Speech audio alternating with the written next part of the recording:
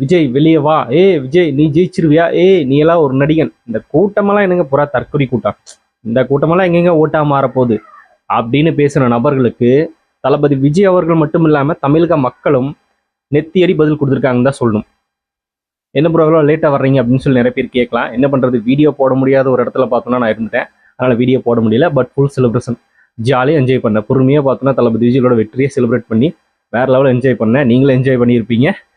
அதுக்கப்புறம் நம்ம இப்போ பேசணும், பேசி தானே ஆகணும், பல விஷயங்களை பேசணும்ல. எந்த அளவுக்கு பார்த்தோன்னா விஜய் அவரில் விஜய் மட்டும் கிடையாது, விஜய் அப்படிங்கிற தனி மனிதரை சார்ந்திருக்கிற நம்மளை மக்களை எந்த அளவுக்கு பார்த்தோன்னா கேவலப்படுத்தி பேசினாங்க அப்படின்றது தெரியும். இதன் மூலமாக ஒரே ஒரு விஷயத்தை மட்டும் நம்ம தெரிஞ்சுக்கலாம். தமிழக அரசியல் வரலாற்றில் எவ்வளோ பெரிய ஆண்ட கட்சியாக இருந்தாலும், ஆளும் கட்சியாக இருந்த கட்சிகளாக இருந்தாலும், எவ்வளோ பெரிய அரசியல் சணக்கனையாக இருந்தாலும் மக்களோட மனநிலைமையை அவங்க எப்பவுமே புரிஞ்சுக்க முடியாது. மக்கள் எப்போ எப்படி தீர்ப்பு கொடுப்பாங்க அப்படிங்கிறத யாராலையும் கணிக்கவே முடியாது அப்படிங்கிறத கரெக்டாக நம்ம இந்த தேர்தலில் புரிஞ்சுக்கலாம்.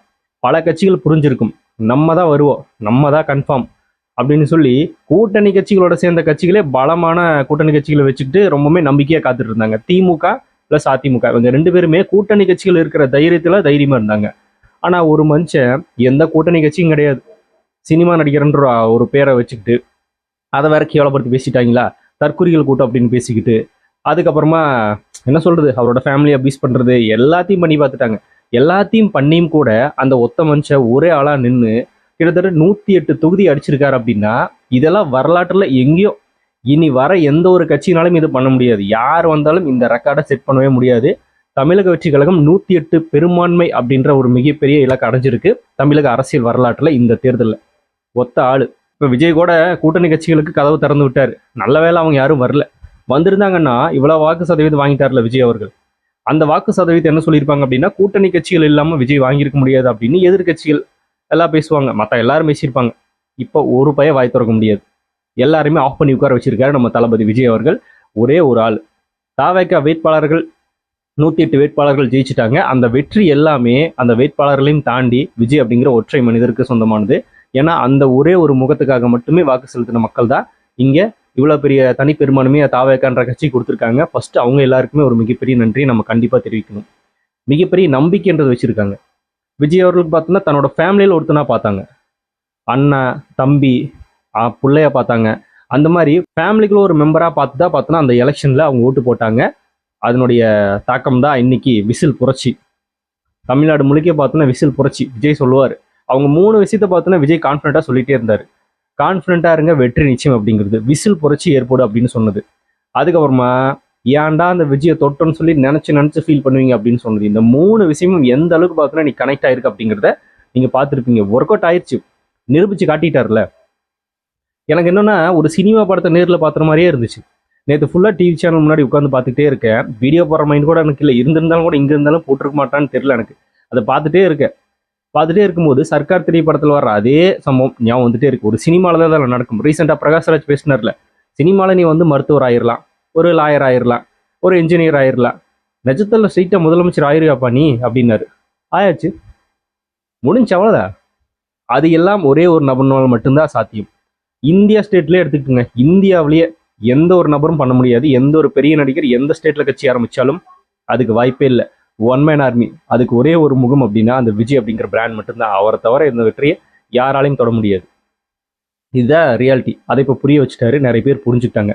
இப்போ தாவேக்காவை எதிர்த்து பேசிக்கிட்டு இருந்த நிறைய பேர் தாவேக்காவை நம்ம குறைச்சி மதிப்பிட்டுட்டோமோ அப்படின்ற ரேஞ்சுக்கு பேச ஆரம்பிச்சிட்டாங்க. இதைத்தான் ஆரம்பத்துலேருந்தே சொன்னமையா, கூட்டணி கட்சி எதுவும் தேவையில்லை. சர்க்கார் திரைப்படத்தில் வர்ற மாதிரி எங்கள் தலைவன் முகமே ஒரு பிராண்ட்ரா, அந்த பிராண்டை வச்சு நாங்கள் ஜெயிப்போம் அப்படின்னு. அதுதான் நடந்திருக்கு. ரியாலிட்டி அதுதான். விஜய் அப்படிங்கிற ஒரே ஒரு பிராண்டு, அந்த பிராண்டு மட்டுமே தான் ஜெயிச்சிருக்கு. வேட்பாளர்கள் யாருன்னு தெரியாமல ஓட்டு போட்டாங்க அப்படின்னு சொல்லுவாங்க. வேட்பாளர்களை நம்பியும் தாண்டி விஜய் அப்படிங்கிற ஒற்றை மனிதனை நம்பி தான் வாக்கு செலுத்தியிருக்காங்க. அந்த ஒரு முகத்துக்காக வாக்கு செலுத்தியிருக்காங்க அப்படிங்கிறதா உண்மை.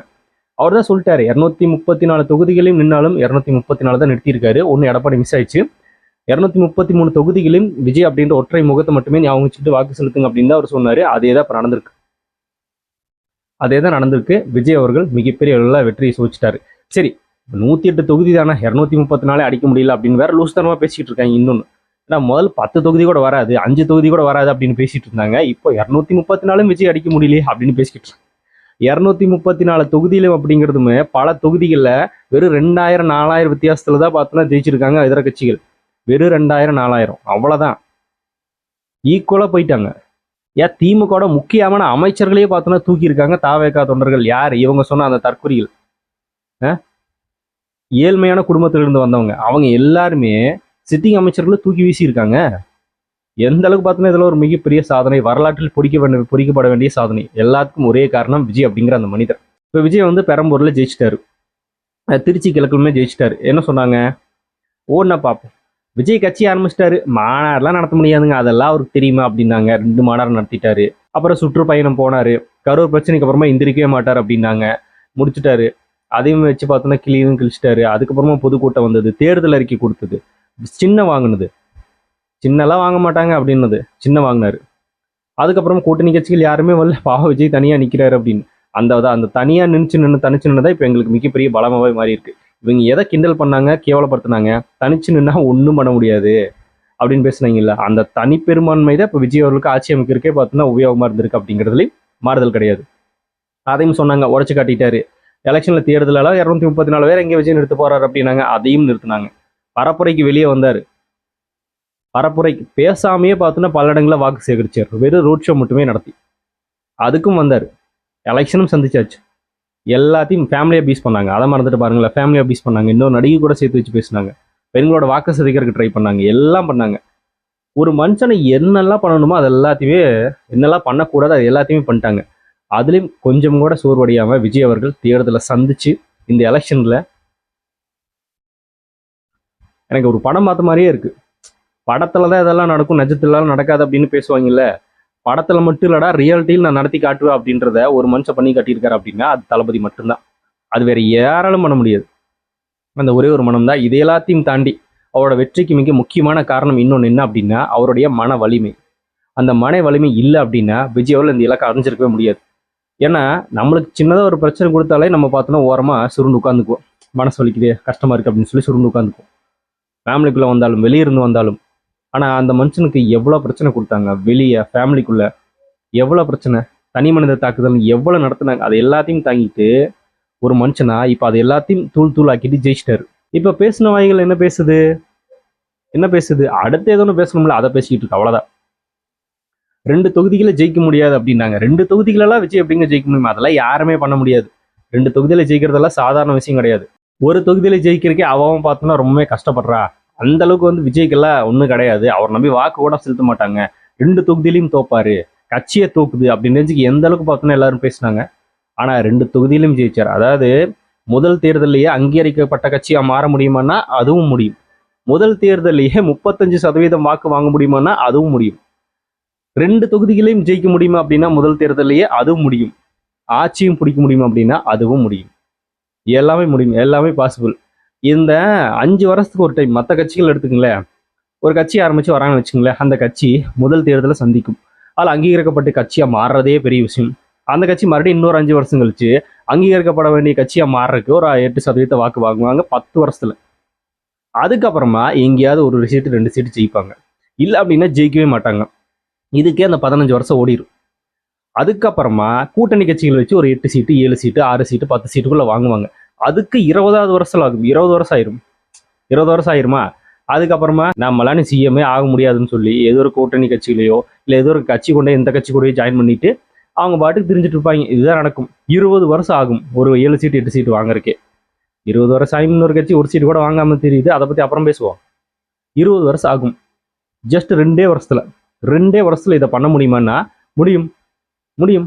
ஒரு திரைப்படத்தை நிஜமாக்க முடியும். யாரு? விஜய் அப்படிங்கிற ஒரு நபர். அவரால் முடியும். அவருக்கு உண்டான கெப்பாசிட்டி அவர்கிட்ட இருக்கு. அதனாலதான் விஜய் ஒவ்வொரு இடத்துலையுமே சொல்லுவாரு, கான்ஃபிடண்டா இருங்க, வெற்றி நிச்சயம் அப்படின்னு. அவர் எந்த அளவுக்கு கான்ஃபிடண்டா இருந்து செஞ்சு காட்டுறாரு அப்படிங்கிறதையும் பார்த்துட்டோம். விஜய் ஏன்டா தொட்ட நினைச்சு வருத்தப்படுவீங்கன்னு சொன்னார்ல, நேற்று எல்லாரும் வருத்தப்பட்டுட்டாங்கல்ல. ஸ்டாலின் அவர்களெல்லாம் ஒரு லிஸ்ட் எழுதுறாரு, நான் எந்த அளவுக்கு கடுமையா ஒழிச்சேன், மக்களுக்கு பல திட்டங்களை கொண்டு வந்தேன், அதனால இந்த தீர்ப்பை நான் ஏத்துக்கிறேன் அப்படின்னு சொல்லி அழுகாத குறையா போட்டிருக்காரு. அவரு டைப் பண்ணும்போது அவர் டைப் பண்ணாரா அட்மிட் டைப் பண்ணாரான்னு தெரியல, சொல்லியிருப்பாருல்ல. அப்ப சொல்லவே அவர் கண்ணில் கண்ணீர் வந்திருக்கும். கிளம்பி போகும்போது கூட டாட்டாலாம் காட்டல, பாய்ன்ட்டு போயிருக்காரு. அவ்வளவுதான், நீ முடிஞ்சு. நீ ஸ்டாலின் சட்டமன்றத்துக்கு போவாரா இல்லையான்னு தெரியலையே நம்மளுக்கு.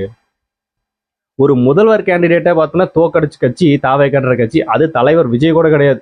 அந்த கட்சி சார்பா நின்ன பாபு அப்படிங்கிற ஒரு நபர். ஒரு சுற்றுல இருந்து கடைசி சுற்று வரைக்குமே பார்த்தோன்னா முன்னேறாமே இருந்துச்சு ஸ்டாலின் அவர்களோட வாக்குகள். கொளத்தூர் தொகுதியில தாவேகா தான் முன்னிலை, தொடர்ந்து வெற்றி. அந்த அளவுக்கு ஒரு வேட்பாளர்கிட்ட ஒரு கட்சியினுடைய தலைவர், ஒரு முதலமைச்சர், முன்னாள் முதலமைச்சர் தோத்துட்டார். இதுவும் வரலாறு. இதுவும் பண்ண முடியுமானா எஸ் முடியும்.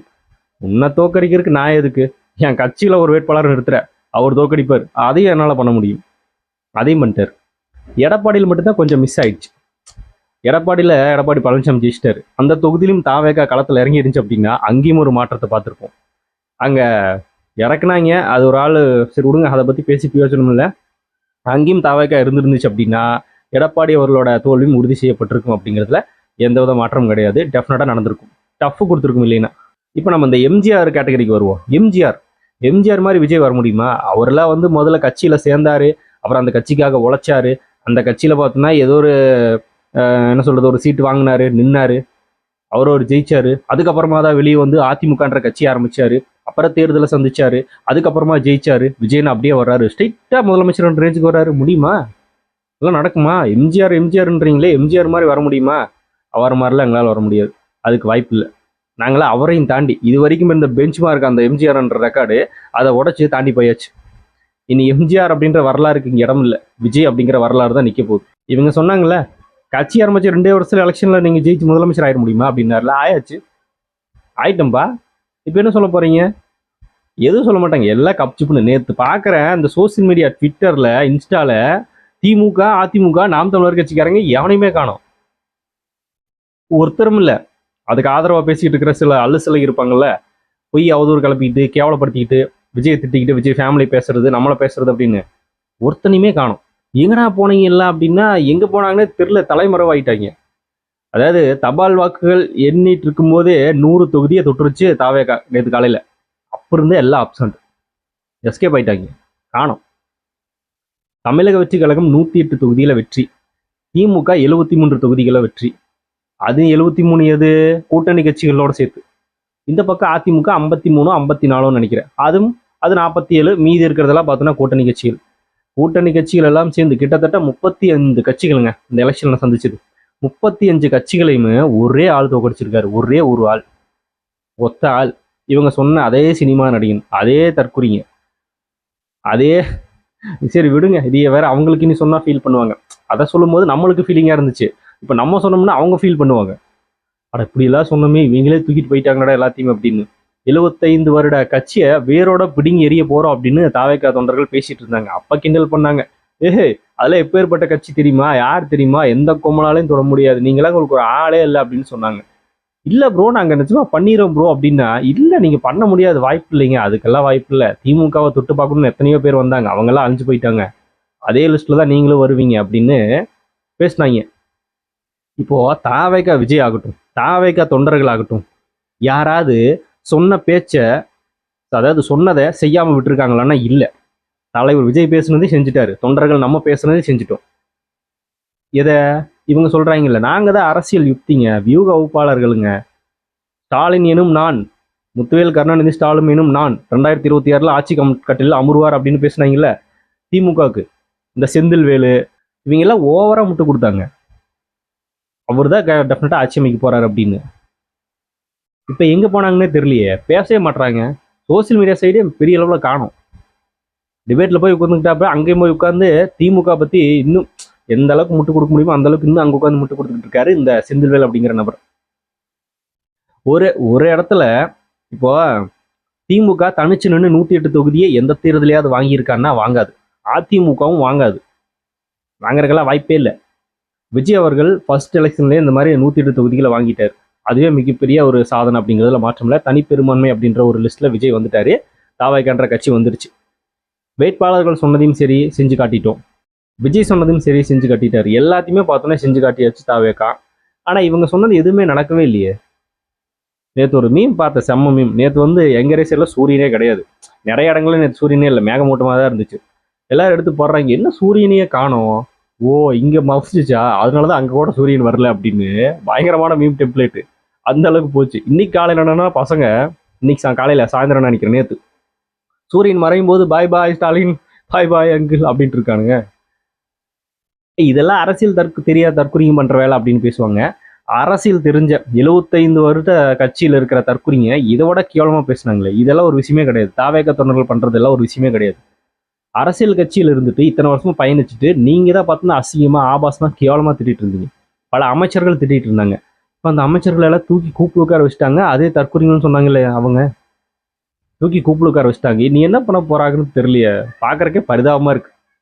என்னப்பா அது 75 வருட கட்சின்னீங்க, 50 வருஷம் அரசியல் அனுபவம்னீங்க, ஒன்னையுமே காணோம். குளத்தூர்ல ஸ்டாலினே காலி பண்ணிட்டாரு.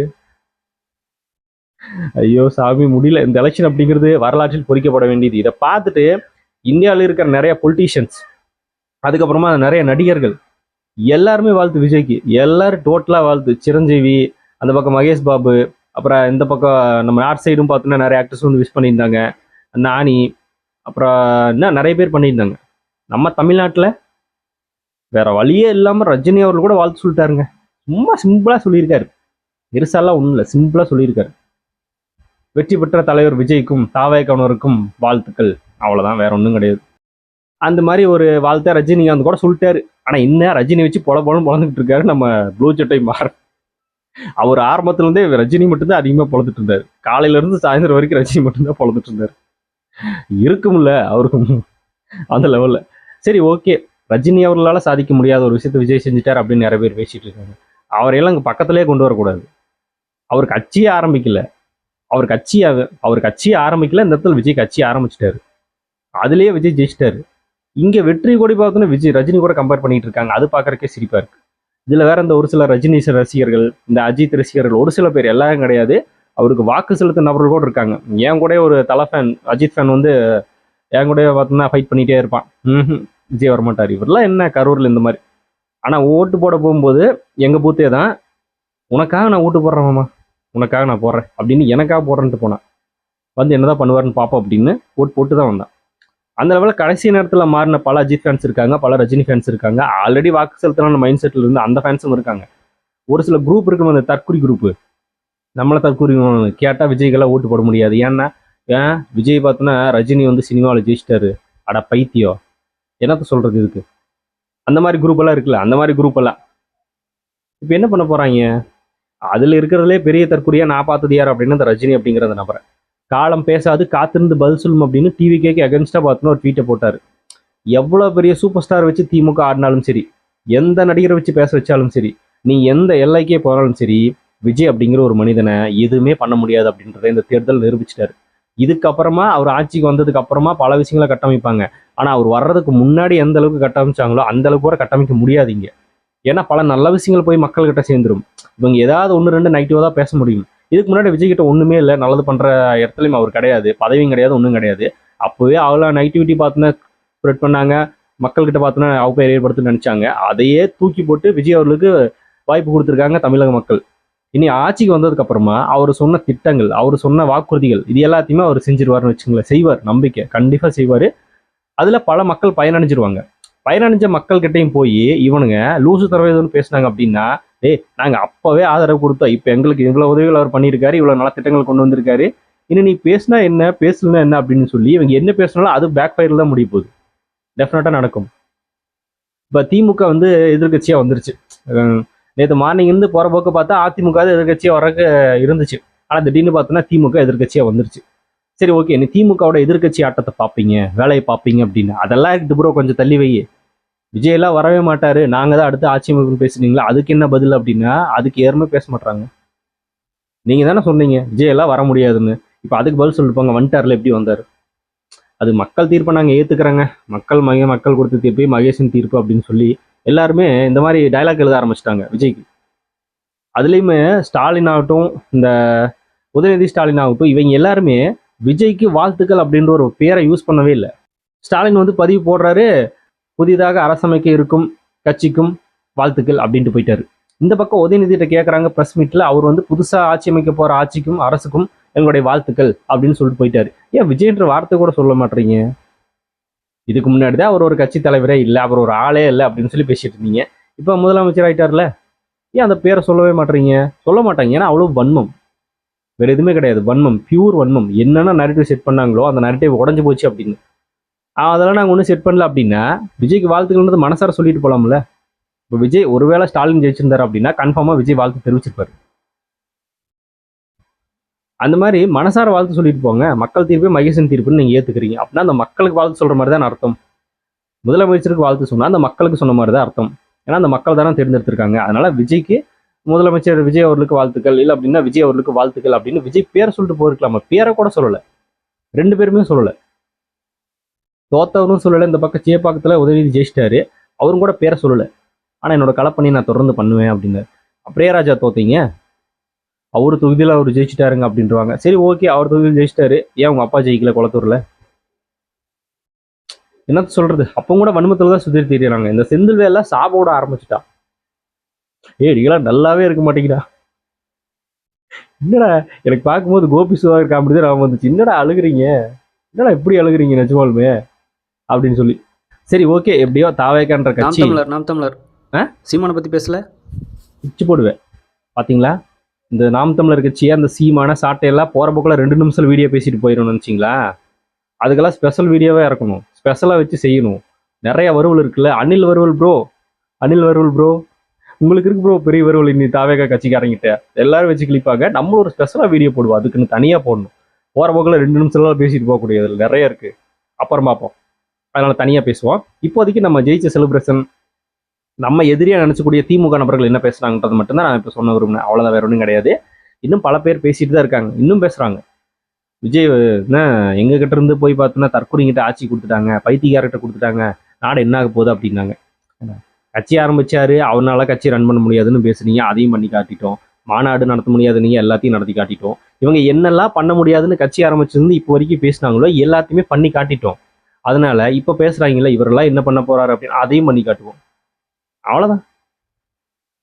என்ன விஜய்க்கு இருக்கிற மிகப்பெரிய ஒரு பிரச்சனை என்ன அப்படின்னா, இப்போ இந்த கடனில் வேற விட்டுட்டு போயிருக்காங்கல்ல ஸ்டாலின் அவர்கள். தமிழ்நாட்டில் 9 லட்சம் கோடி கடனில் விட்டு போயிட்டார்ல, அந்த கடனை தான் பார்த்தோம்னா கொஞ்சம் சமாளிக்கணும். அதுதான் அவர் கொஞ்சம் பெரிய சவாலாக இருக்கும். இது எல்லாத்தையும் தாண்டி அவர் புதுசு வேற, அதை எப்படி ஹேண்டில் பண்ண போறாருன்றது தெரியல. அது ஒரு பிரச்சனை இருக்கு, பார்ப்போம். அது எல்லாத்தையும் தாண்டி அதை சரி பண்ணிட்டு அவருக்கு கொடுக்கக்கூடிய திட்டங்களுக்கு ஒரு கஜானிலிருந்து பணத்தெல்லாம் எடுக்கணும். அது எப்படி, இந்த மாதிரி ஒரு பிரச்சனை இருக்கு. இதுவே தீர்க்கு கொஞ்சம் டைம் ஆகும், பார்ப்போம். இது எல்லாத்தையும் தாண்டி இன்னும் 10 வேட்பாளர்கள் இருந்தால் தான் ஆட்சி அமைக்க முடியும் அப்படிங்கிற ஒரு சிச்சுவேஷன் இருக்கு. அதுக்கு மற்ற கட்சிகள் இருந்து திமுக இருந்து எடுக்கிறதுக்கு வாய்ப்பு இல்லை. மேபி காங்கிரஸ் கட்சியில் இருக்கிற ஒரு 5 பேர் வந்தாங்க அப்படின்னா ஒரு 5 வச்சு ஆட்சி அமைச்சிடலாம். அதுக்கப்புறமா எப்படி இருந்தாலும் வேற யாராவது வரணும், இல்லை அப்படின்னா ஆளுநர் ஏதோ பண்ணுவாங்க, பார்ப்போம். அதுவும் பார்த்தோம்னா கொஞ்சம் கிட்டதான் போயிட்டு இருக்கு. பட் இருந்தாலும் தனிப்பெரும்பான்மை அப்படிங்கிற லிஸ்ட்ல விஜய் வந்துட்டார் அப்படின்றது ஒரு மிகப்பெரிய அரசியல் தாக்கத்தை அரசியல் வரலாற்றில் ஏற்படுத்தி இருக்கு. அதுதான் இப்போ பேசும் பொருளாக மாறிட்டு இருக்கு. கூடிய விரைவில் தமிழக வெற்றி கழகத்தினுடைய ஆட்சி தமிழகத்தில் அமைய போது நம்ம தலைவர் விஜய் அவர்களுக்கு நம்மளுடைய வாழ்த்துக்களை நம்மளும் தெரிவிச்சுக்கலாம். நம்ம நினச்ச மாதிரியும் அவர் சொன்ன வாக்குறுதிகளும் பண்ணி அடுத்த எலெக்ஷனையும் பார்த்தோன்னா விஜய் வரவே தேவையில்லை, அவர் சொன்னதை செஞ்சுட்டாரு. அவருக்கு அப்படியே அடுத்த வாக்கு இது வரைக்கும் போடாத கூட போட வச்சு விஜயாவை வெளில வைக்கணும். அந்த எல்லாரோட ஆட்சி இருக்கணும் அப்படின்னு நம்புறேன். கண்டிப்பாக இருக்கும் அப்படின்னு நீங்களும் நம்புங்க, டெஃபினட்டாக நடக்கும். இது வரைக்கும் விஜய் இதெல்லாம் பண்ண மாட்டான்னு சொன்னாங்களோ அது எல்லாத்தையும் பண்ணி காட்டிட்டாரு.